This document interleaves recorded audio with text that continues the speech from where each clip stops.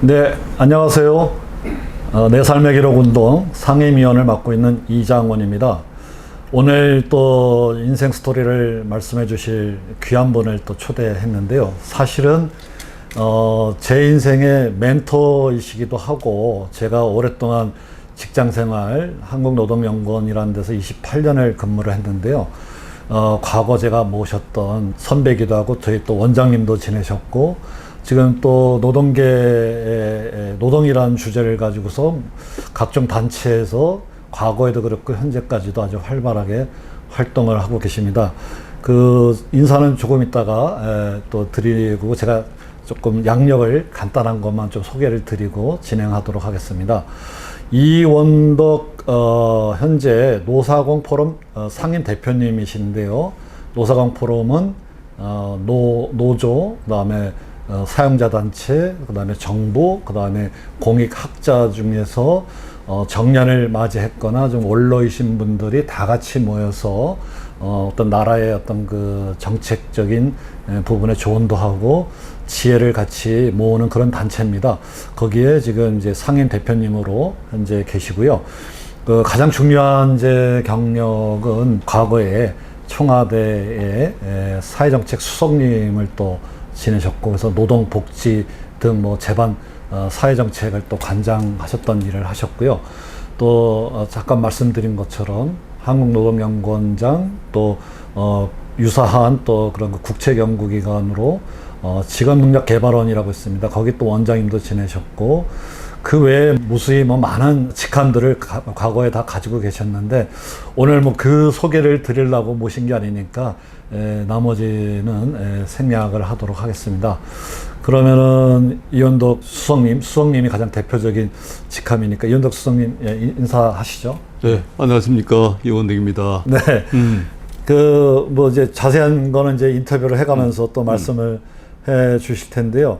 오늘 모신 이유는 이렇게 이제 나름대로 공적으로는 굉장히 활발하고 또 화려했던 그런 경력을 가지고 계신데, 그건 뭐 저도 익히 알고 있지만 많은 분들이 또 알고 계시는 그런 이제 인생의 이력이고, 그거 말고 유년기서부터 사회에 진출하기 전까지 어떤 성장 배경을 가지셨는지 저도 궁금했고, 특히 왜 노동이라는 주제를 가지고 몇십 년 동안 이렇게 끝까지 붙들고 일을 하셨는지 저도 상당히 좀 궁금했던 그런 사안입니다. 그래서 오늘 그런 말씀을 여쭙기 위해서 모셨고요.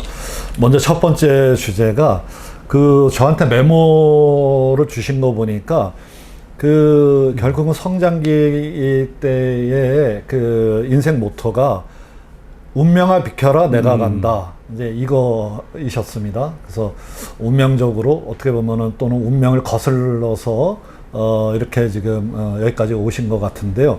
한번 그 스토리를 짧게나마 왜 이런 표현을 쓰셨는지 한번 좀 말씀을 좀 해주시죠. 지금 생각하면, 또 지금 뭐 이 말을 제가 쓸 때 이제 고연배 아이를 생각하면 이런 말을 쓰기 위해서는 안 되겠다는 생각이 듭니다. 왜냐하면 너무나 조속한 생각이라는 생각이 들고, 어떤 제가 유년기에 제 책상머리에 운명아 비켜라 내가 간다 뭐 이런 걸 써놓고 제가 제 인생을 개척해 나가야 되겠다는 다짐을 한 그런 시기가 있었습니다.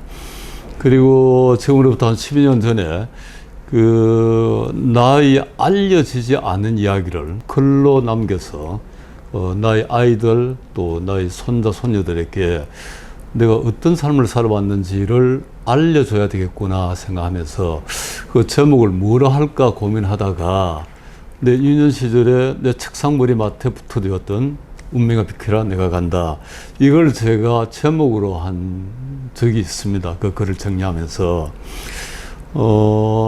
아까 저를 소개하시면서 이래저래한 직책을 소개를 해주셨는데, 이거는 저희 이력에 공개되고 다 기록된 그런 이력들인데, 이런 공개된 이력이 어떻게 생겼냐 하면 그냥 이루어진 것은 아니고, 공개되지 않은, 기록되지 않은 그 이전에 제 삶이 있었기 때문에 저는 가능했다는 생각을 합니다. 그리고 그 삶의 그 과정에 저를 뭐 이렇게 세웠다 그럴까? 저를 분발하게 했다 그럴까? 뭐 가장 중요한 저희 뭐 경기가 바로 운명에 대한 도전. 운명이 나를 속박하더라도 그 운명에 내가 무릎을 꿇지 않으리라. 그래서 운명아 비켜라 내가 간다. 이렇게 제가 이제 정했는데, 이거는 비단 뭐 저뿐만 아니고 제가 1950년대 초 6.25 동란 중에 태어났는데, 그 시대에 저와 같은 연배들은 대단히 어려운 생활을 해왔습니다. 그리고 그 삶들은 거의 대부분이 기록이 안 되어 있는 거죠. 그래서 제가 제 삶의 그 부분을, 기록되지 않는 부분을 기록을 하면 50년대 초 어려운 시기에 태어나서 삶을 살아온 우리 동년배들의 삶의 한 조각을, 모자이크의 한 부분을 채우는 그런 역할도 하지 않겠냐, 이런 기대를 하고 오늘 제 이야기를 진솔하게 해볼까 합니다. 예, 감사합니다. 뭐 그 말씀 중에 상당히 비장미도 흐르지만 다들 어려웠던 시기를 다 뭐 거치신 분들이 많지만은, 특별히 이제 하실 얘기가 저는 좀 특별하다고 생각이 드는데요. 경북 성주가 고향이신 걸로 알고 있는데, 그 고향에서 유년 시절, 또 그 당시 뭐 국민학교라고 했지만 어떤 초등학교 시절, 고향에서의 어떤 그런 그 삶, 성장 과정, 이걸 먼저 한번 말씀을 좀 해주시죠. 아마 그 시기에 뭐 저만이 어려웠다 이렇게 하면 사실은 사실과 부합하지 않고, 그러나 이제 저도 어려웠고, 그 어려운 시기에 뭐 제가 객관적으로 보더라도 우리 집안이 조금 더 어려운 집안이었습니다. 저희 아버지께서 이제 6.25 때 참전하셔가지고 국군으로 1953년 2월에 전사를 하셨죠. 그리고 그때 저희 어머니께서 나이가 25입니다. 25세 청상이 되셨는데, 저희 어머니면 뭐 무학이셨고 저희 집안에 토지도 없었죠. 그래서 갑자기 25세 청상이 자식을 거느린 가정이 되시고, 시골에서 땅은 없었고, 그래서 저희 어머니께서 나머지 길용사에 다니시면서 일을 해주시고, 뭐 받아온 뭐 무슨 쌀이라든지 그런 걸로 해가 저희가 생활을 하고 이렇게 했는데, 이제 그 시절에 제가 이제 회상을 해보면 제가 이제 병 치료를 많이 한 것 같아요. 50년대 사실 우리가 뭐 영양도 그렇고 여러 가지 이제 건강 시설도 안 좋고 하니까 시골에. 그래서 제 어릴 때 아명이 이제 바우였습니다. 한동안 이게 이제 저를 이제 바우야 하면 제가 약간 부끄럽게 생각한 적도 있었는데, 우리 어머니께서 아버지가 일찍 돌아가시고 집안 어렵고 병치레는 자주 하니까 바우같이, 돌같이 튼튼하게 자라라, 이런 의미를 담아서 바우라는 이름을 지어주셔서, 지금은 그 이름이 굉장히 애틋하고 어떻게 보면 자랑스럽고, 내가 지금 만약에 내 호를 쓴다면 바우라고 쓸까, 이렇게도 생각을 하고 있죠. 어떻든 제가 이제 그 초등학교 들어가서 이제 꽤 아마 공부를 했는 모양입니다. 뭐 왜 잘했는지 그건 잘 모르겠습니다. 그러나 공부를 꽤 잘했는데, 주변에 이제 이웃 친척들이라든지 친척들이 와서 저에게 하시는 말씀이, 바오니는 공부를 왜 그리 열심히 하냐, 공부를 열심히 하고 공부를 잘해봐야 뭘 하겠냐, 너희 집에 땅도 없고 그러니까 너희 집에서 너를 공부시킬 형편이 안 되니 천상 너는 나이가 들면 남의 집 머슴을 할 수밖에 없는데 공부를 열심히 해봐야 별 소용이 없다, 뭐 그런 말씀을 하는 걸 제가 이제 몇 번 들었거든요. 아마 그분들은 저를 이제 걱정하셔서 한 말씀이고 이래 하게 됐는데, 이 말씀이 저에게는 인생을 빨리 터득하게 하는, 정말로 내가 자칫하면 남의 집 머슴살이밖에 못하겠구나 하는 그런 두려움에 떨게 하고, 그래서 어떻든 나에게 처해진, 나를 속박하고 있는 이 운명으로부터 내가 벗어나기 위해서는 공부를 더욱더 열심히 할 수밖에 없구나, 이제 이런 생각을 하게 됐죠. 그래서 아까 제가 이제 제 경비로 운명아 비껴라 내가 간다 이렇게 써도 다시 말씀드렸지만, 이때부터 이제 제가 나의 운명에 내가 따르지 않으리라, 뭐 또는 굴하지 않으리라, 나머지 머슴살이를 강요하는 내 운명이 있다면 나는 이것을 단호히 거부하고 나는 나의 새로운 운명을 개척해 나가겠다. 뭐 이런 생각을 그때부터 하게 됐죠. 좀 뭐 어떻게 보면 올렸다고 할 수 있는데 그래서 지금은 제가 아까 이제 소개드린 그런 여러 가지 사회적인 역할을 해왔기 때문에 이때 이분들이 저렇게 해주신 말씀이 지금은 굉장히 감사한 그런 말씀이고 이 말씀이 저를 분발시키고 저희 뭘까 좀 뭐 어려운 운명을 개척해 나가게 했다 이런 생각을 하는 겁니다. 뭐 고향에서도 이제 굉장히 마땅 어렵게 사셨까지만 이제 그 어머니께서 결단을 하셨는지 국민학교 마치기 전에 중간에 대구 큰 데로 이제 이사를 하셨어요. 물론 네.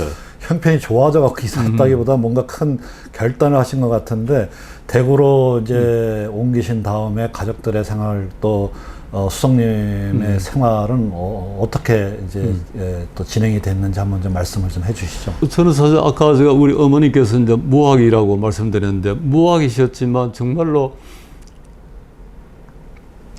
현명하셨고 또 지혜로우셨고 결단력이 있으셨고요.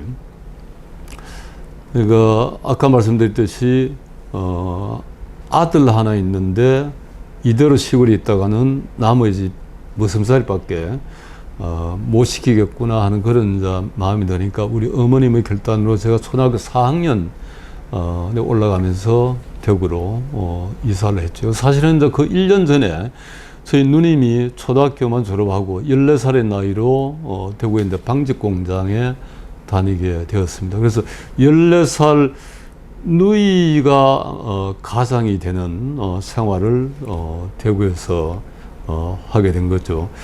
그래서 저희 누님이 이제 14살부터 그 당시 공장 생활이라는 것이 하루에 12시간을 하고 주말에 격주로 24시간 그때 꽃배기라 하는데 24시간 노동을 하고 그래서 일주 80시간 근로를 하는 걸 제가 옆에서 보고 가끔 제가 24시간 노동할 때 공장에 가서 보기도 하고 이랬는데 그 시절에 우리 누님의 그 공장에서 일하는 모습에서 너무나 강렬한 충격을 받았고 이것이 제가 평생 노동을 전공하게 된 그런 뭐 요인이 되기도 했고 그래서 제가 어느 시절인가 전태일 재단에서 토론을 했는데 뭐 이런저런 하면서 제가 이제 말씀을 드린 바가 있습니다. 저희 최초의 노동 스승은 나의 누님이라고 그렇게 말씀을 드렸습니다. 실제로 그러고요.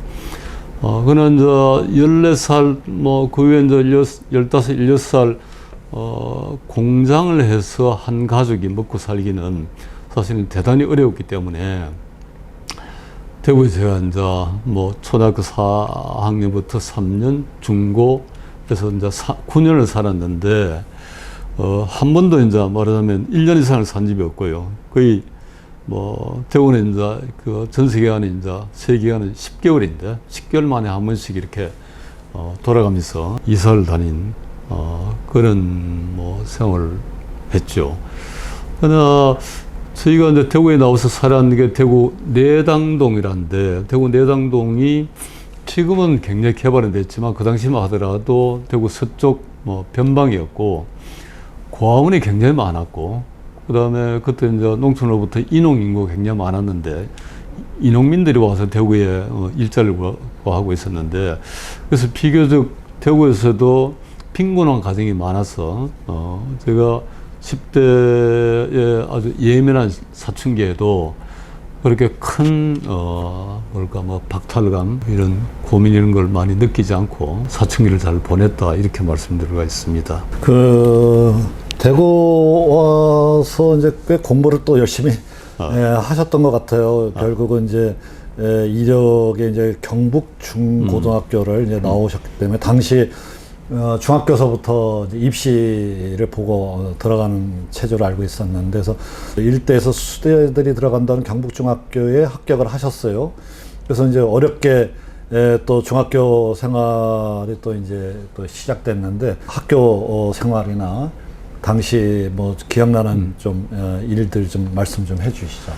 그 경북중학교가 스스로는 한강 이남에서 최고 뭐 좋은 학교다 이렇게 이제 자부심이 강한 학교입니다. 그래서 제가 대구 내당초등학교에서 사실은 경북중학교 가는 게 그렇게 쉽지는 않습니다. 저희 반에서 이제 제 혼자 합격해서 굉장히 이제 자긍심이 강했죠. 대구 내당 초등학교에서 뭐 1년에 몇 명 가지 못합니다.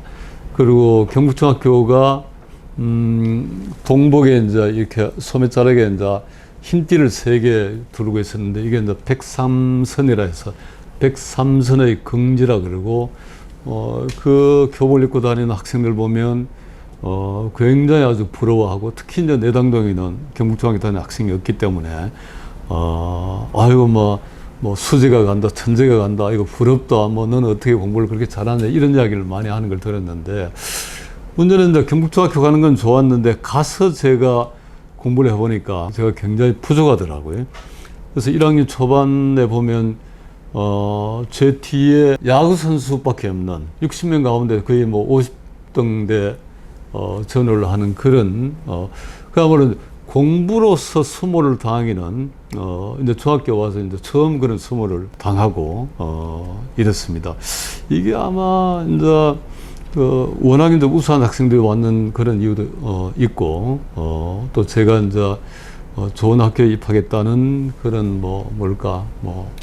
마음에 공부를 게을리한 탓도 있고 또 저희 집에는 중학교 이상을 다닌 가족이 없기 때문에 선행학습이라든지 미리 공부를 할 수 없는 그런 탓도 있고 아마 그러저런 이유가 있었지 않겠나 생각하는데 다행히 2학년 이후에는 성적이 많이 향상이 되고 그래서 제가 처음에 운명과 빗길에 내가 간다는 것은 운명에 굴하지 않고 어떤 어려움에서도 스스로 이제 복원적이라 그럴까? 자기 인생의 복원적을 지니고 있었다라고 생각을 하고 이제 이랬는데 아마 성적에서도 제가 그런 것 같아요. 1학년 때 성적이 대단히 안 좋았는데 2학년 들어와서 성적이 꽤 좋은 상위층으로 올라가고 해서 내가 강한 정신적 복원력을 가지고 있다는 자신감을 그때 가지게 되고 중학교 때 내가 이제 공부와 관련해서 하나 기억이 나는 것은 중3 때 영어 선생님이 이제 부교재를 강매하신 건 아니지만 수업 시간에 이렇게 책을 가져왔는데 체크를 하고 하셨는데 제가 사실 부교재 살 돈이 없어가지고 친구 책을 일주일간 빌려서 그때는 이제 볼펜도 없고 해서 이제 펜으로 잉크를 찍어서 펜으로 누런 습자지 같은 데에 한 150페이지 되는 걸 일주일간 거의 밤을 새다시피 해가지고 이걸 책을 한 권 뺏겨서 묶어서 쓴 적이 있습니다. 그래서 그 다음 주 선생님이 교재 검열을 할 때 제가 이제 그 묶은 걸 보여드리니까 선생님이 놀라시던 표정, 그리고 제 마음속에 약간 어떤 성부에서 내가 이겼다는 어떤 야릇한 어떤 그 성취감을 느낀 것, 이런 것도 기억나고, 또 덕분에 제가 일주일간 영어를 집중적으로 공부를 했더니만도 영어 성적이 그냥 굉장히 좋아진 그런 추억도 기억이 납니다. 그 중학교에서 경북고등학교는 이제 자동으로 다 올라가시는? 아니, 그렇지는 않습니다. 거기서 떨어지는 분들도 있어요. 예, 3분의 2가 고등학교를 시험 보고 많이 떨어지고 또 다른 데로 진학을 하고 그랬습니다.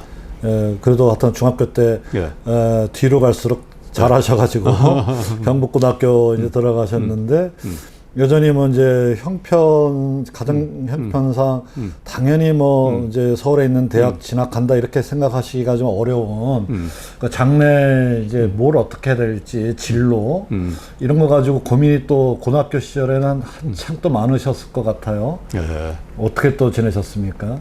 이제 사실은 경북중학교에서 경북고등학교는 한 240~250명 지났기 때문에 그건 사실 큰 문제가 아니었는데 그 고등학교 들어갈 때 사실은 주변에서 많이 말렸죠. 너희 형편에 경북고등학교를 졸업하면 일반 대학을 진학해야 되는데 잘못하면 네가 이제 반병신 되고 오히려 또 이제 학비를 조달할 수도 없고 이러니까 상고를 가라는 권유를 저희 가까운 친척들이 많이 했습니다. 상고를 나오면 바로 은행에 취직할 수 있으니까 어머니 부양도 할 수 있고, 사실은 그게 어떻게 보면 굉장히 뭐 현명하고 합리적인 선택이라고 볼 수 있는데, 근데 그 당시 저는 아까도 말씀드렸듯이 제가 어려운 뭐 여러 가지 여건을 또는 뭐 거창에 맞는 운명을 개척해 나왔다는 자부심 때문에 내가 이런 환경의 뭐 노예 또는 어떻게 보면 루즈가 되는 느낌이기 싫어서 제가 경북고등학교를 가겠다고 하고, 또 저희 어머님도 거기에 반대를 하지 않으셔서 다행히 경북고등학교로 진학을 했죠. 뭐 고등학교 시절은 어떻게 보면 뭐 평탄했다 이렇게 볼 수가 있겠습니다. 그 중고등학교 때 이렇게 얼핏 이렇게 말씀하신 걸 들으면 공부만 했던 공부 기계 뭐 이렇게 또 생각할 수도 있겠지만 그 저한테 살짝 힌트를 주셨어요. 중고등학교 때 낭만적인 생활도 있었다 하시면서 좀 여학생들하고의 연애담도 있으셨다. 근데 이제 오늘 이게 이 영상이 오랫동안 남으니까 사모님한테 나중에 혼나지 않을 수준에서 어떻게 그 연애도 하고 하셨는지 한번 좀 말씀을 좀 해주시죠. 뭐 제가 뭐 집사람한테도 뭐 이미 이제 공개한 이야기이기 때문에 뭐 혼날 거는 아니라고 생각하고요. 내가 고3 때 사실은 뭐 가정이 어려워서 여러 가지 뭐 마음에 여러 참 어려움도 있었고, 거기다 이제 공부도 열심히 해야 됐고 사춘기도 굉장히 깊어졌고, 그래서 어려운 시기에 저희 이웃에 뭐 여인이 한 사람 있었습니다. 뭐 아름답다 아니다 이런 이야기를 하기는 뭐 어렵지만 어쨌든 저에게는 굉장히 천사 같은 여인이 한 분 있어서 서로 이제 이야기를 나누고 해서 저를 많이 이해를 해주고 격려를 해주고, 짧은 기간이지만 고등학교 2학기 때, 사실 고등학교 2학년 때 새로운 뭐 연애라고 해야 될지 여성을 만나가지고 시간을 보낸다는 게 참 어려운 일이긴 한데, 어쨌든 고3 2학기 때 만나서 서울에 오기 전까지 6개월이 되지 않은 뭐 짧은 기간이었지만 제가 대단히 어려운 시기에 저희 마음의 뭘까 위로가 되고 뭐 격려가 되는 그런 역할을 해주고, 저한테 아무런 대가 없이 저에게 힘이 되어 주신 뭐 그분, 그런데 지금도 사실 감사를 하고, 제가 이제 잊혀지지 않는 게, 제가 대학에 진학한 다음에도 제가 뭐 아르바이트 입술로 하고 여기저기 뭐 하숙을 하면서 떠돌이 생활을 하니까 주소를 모르니까 저희 학교로 편지를 보냈던데, 이제 저희 마음이라 하면서 이제 이런 거를 보냈더라고요. 영국의 유명한 시인이 있습니다.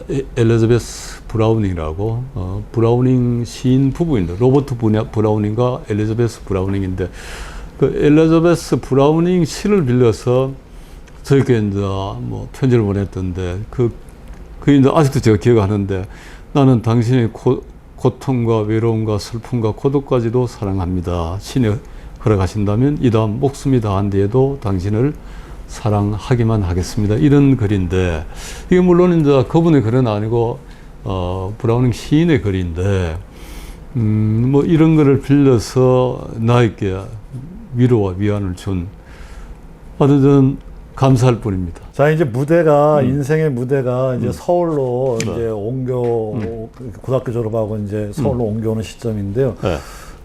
지난번에 저한테 이제 살짝 말씀해 주셨을 때 가장 깝깝한 하나의 순간이 있었다면은 서울에 이제 서울대 시험을 치르러 무작정 상경을 했다. 무작정 상경해갖고 새벽서부터 어떻게 해야 될지 몰라서 굉장히 힘드셨던 그 얘기를 해주셨는데, 무작정 상경 얘기서부터 서울 얘기를 한번 좀 사실 뭐 어떻게 보면 저 무모한 도전이라고 볼 수 있죠. 제가 서울대학교 상과대학에 도전을 하겠노라고 이제 원서를 내고는 입학시험을 보러 가야 하는데, 사실 서울에 내가 있을 만한 그쪽은 대개는 뭐 친구들이 그런 경우에 이제 뭐 여관이나 뭐 형편이 괜찮은 호텔이나 이걸 해가지고 그걸 하는데, 저는 이제 그럴 형편이 안 돼가지고 제가 이제 저희 서울에 사시는 육촌 형님 한 분의 전화번호와 또 저희 이모님이 서울에서 행상을 하시면서 거처하시는 그 댁의 주소 하나 두 가지를 가지고 대구에서 야간 열차를 타고 올라왔습니다. 그때 아마 1월 20날 1970년 1월 20날 서울대학교 시험을 본 걸로 기억하는데 1월 17날 대구에서 출발 야간 열차를 타고 그 주소를 가지고 1월 18일 날 서울역에 도착을 했습니다. 새벽에. 그때 아마 영하 17도 체감 온도가 영하 20도 이런 무렵이었는데 그래서 그 주소를 가지고 이제 그 이모가 거처하시는 행상들이 모여서 거처하는 조그만 방에 가보니까 도저히 있을 공간이 안 돼서 뭐 방이 굉장히 좋은 공간이었는데 10명 이상의 시골 그 행상들이 모여서 지내는 곳이어서 제가 추위만 조금 녹이고 제가 이제 전화번호를 가져온 육촌 형님에게 전화를 드려가지고 그것도 이제 갑작스레 전화를 드려서 형님 댁에 가서 며칠 유하면서 서울대학교 성과대학을 무덤으로 찾아가서 시험을 본 뭐 기억이라 그럴까? 근데 결과적으로 제가 이제 시험이 붙었지만 지금 생각해도 어떻게 보면 참 그 서울 처음 오는 그 대학 입시 그 도전이 굉장히 무모했다 이런 생각이 들고 여기 아마 저희 또 하나의 어떤 뭐 인생의 변곡점이 되면서 그러나 결국은 이제 제가 그 도전에서 서울상대에 합격을 했기 때문에 아까 제가 말씀드렸습니다. 운명과 비켜라 내가 간다. 그 운명의 굴레를 벗어난 그 운명의 어떤 파고 어떤 그 어떤 뭘까 그 골짜기를 넘어선 뭐 그런 계기가 됐고 이 다음에 제가 어려움이 있을 때 내가 그때 그렇게 새벽 밤차 타고 뭐 주소 하나 들고 처음 오는 뭐 곳에 주소 하나 달랑 들고 와서 서울대학 시험을 보고 합격한 사람인데 약간 이런 뭐 자부심 뭘 갖게 된 계기가 되기도 했습니다. 그래서 이제 서울대 상대의 그 영광의 합격을 이제 이루셨어요. 근데 뭐 여전히 뭐 서울 생활 또 학교 생활 이건 만만치 않았을 텐데 어떻게 그러면 또 이제 보내셨습니까? 대학 생활. 사실은 제가 이제 저희 어머니께나 저희 이제 고3 때 저희 누님은 결혼을 하셨기 때문에 사실 뭐 저희 누님도 아까 말씀드렸듯이 이제 공장에 계속 다니시고 결혼하신 다음에도 공장에 다니시고 생활이 넉넉지 않아서 어머니는 서울에 왔다 갔다 하시면서 이전에 이제 행상도 하시고 그래서 대학 서울에 와서도 뭐 제가 이제 거처할 곳이 없었죠 사실은. 어머니도 여기저기 왔다 갔다 하시고 저도 뭐 아르바이트 입주를 하거나 이렇게 해야 되고 제가 이제 서울에 오면서 입학금만 대주면 그 다음부터는 내가 알아서 먹고 살고 학비를 대겠습니다 했는데 사실은 그 16개월간은 서울 생활이 굉장히 녹록치 않았습니다. 제가 주로 이제 아르바이트를 했는데 아르바이트를 2번 잘렸어요. 근데 잘리면서 제가 이제 들은 이야기가 아이고 선생님 말씀에 경상도 사투리가 너무 심해가지고 우리 아이가 선생님 말씀을 이해를 못한다고 합니다. 그러니 어떡하겠습니까? 이래가지고 잘리고 잘려가지고 아르바이트를 대학 1학년 1학기 동안은 사실 계속하지 못했죠. 그래서 사실은 그때 이제 1학년 때는 이제 서울대학교 교양과정부가 저기 태릉에 공릉동에 있었는데 그 청량리에서 버스를 타고 가면서 사실 눈물도 많이 흘리고 했죠. 그러나 이제 그런 기간이 지나고 난 다음에는 뭐 아르바이트 하면서 생활하고 또 학비를 대면서 대체로 아마 1학년 뭐 후반기 또는 2학년 가서는 내가 스스로 학비를 조달하고 생활을 하는데 큰 애로사항은 없었다 이렇게 생각을 합니다. 당시 이제 그 시대 분위기가 이제 박정희 대통령 시대인데 학생 운동이 뭐 시작 시점 같은 건 좀 활발하게 대학생 사이에서 일어났던 시점에 이제 대학생활을 하셨어요. 결국 학생 운동에 가담하신 정도가 아니고 주도까지 하신 상황까지 가신 걸로 알고 있는데 어떻게 해서 이제 그런 이제 상황이 됐는지 한번 설명 좀 해주시죠.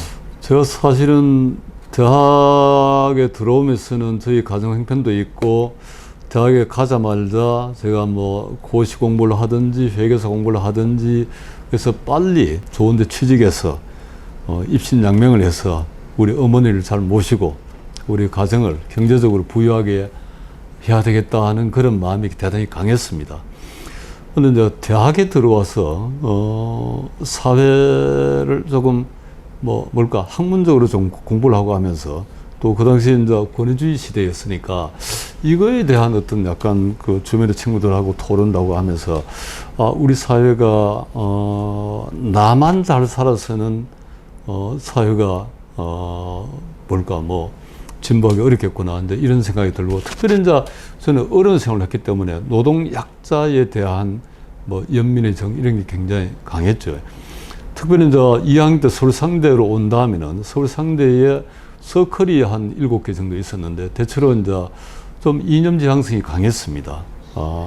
그리고 제가 이제 출신이 아까 말씀드렸듯이 이제 노동 가족 출신이니까 제가 체험에서 우러난 그런 게 강했기 때문에 아무래도 아마 제 이야기가 좀 설득력이 있은 것 같고 제가 2학년 때 좀 올드게 그 당시에 대학가에 그 지하신문이라는 게 있었는데 서울법대에 자유종이 있었고 물리대 의단이라는 게 있었고 상고대학은 없었는데 제가 친구한테 설득해 가지고 우리도 만들자. 우리는 다른 데와 달리 노동자 생활을 기록으로 옮겨서 신문을 만드는 이런 지하신문을 만들자 해서 이제 이름은 이제 활화산이라고 제가 장명을 했죠. 노동 근로하는 대중의 어떤 분노, 아픔을 이렇게 활화산 같이 이렇게 분출시키는 그런 역할을 하자. 근데 젊은 시절에는 그런 걸로 한 거죠. 아마 이런 게 우리 아마 주변에 좀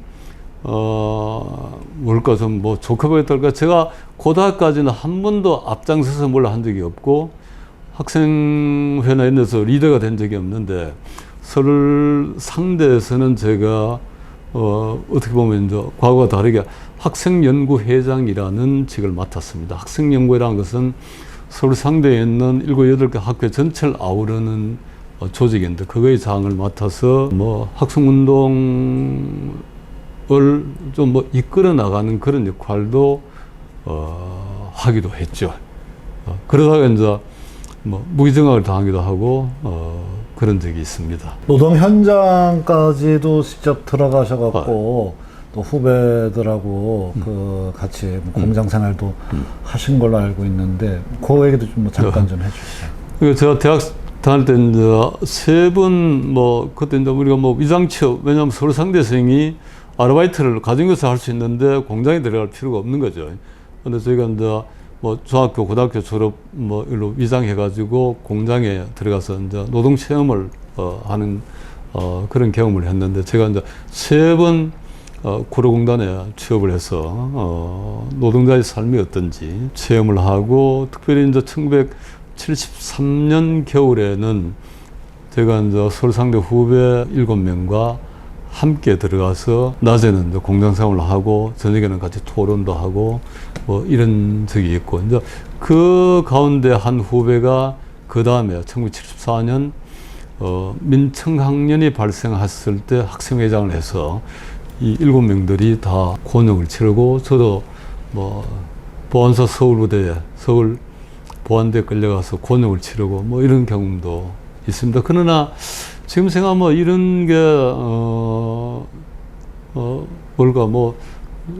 그 당시 대학 생활을 나름대로 치열하게 우리 사회의 아픔을 함께 느끼면서 그 아픔을 해결하는 방안을 치열하게 고민하면서 살아왔다는 데 대해서 저는 지금도 자부심을 느낍니다. 뭐 그 다음 이어지는 이제 얘기도 뭐 굉장히 많은 이제 스토리가 있지만은 여기까지 이제 굉장히 이제 중요한 어떤 그 운동, 뭐 학생 운동, 노동 운동 이런 얘기가 진행되다가 결국은 나중에는 이제 그 대학원도 가시고 미국의 보스턴 대학교 가서 이제 경제학 박사도 받으시고 이제 충남대 경제학과 교수님으로 가셨다가 노동연구원이 생길 때 그때 우리나라 이제 80년대 말 이른바 노동자 대투쟁 해갖고 노동 문제가 굉장히 이제 중요한 시기였는데 그때